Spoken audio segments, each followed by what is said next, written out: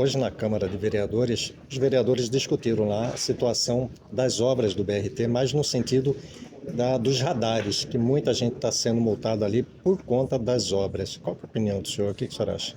Veja, primeiro que eu sou contra radar, em qualquer circunstância, ponto. O que tem que educar é a cabeça da pessoa.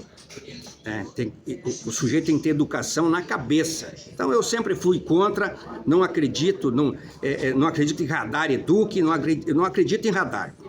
Pior, se você tiver um trânsito todo interrompido, todo atrapalhado, todo desviado por conta de obras, você tem radar. Na minha opinião, todos os radares, onde existir a obra, onde a obra estiver acontecendo, todos os radares têm que ser desligados. Inclusive aquele da pista do ônibus, que tem câmera ali multando, todos os radares têm que ser desligados onde tem obra acontecendo, porque muda totalmente o trânsito, muda totalmente o comportamento do motorista.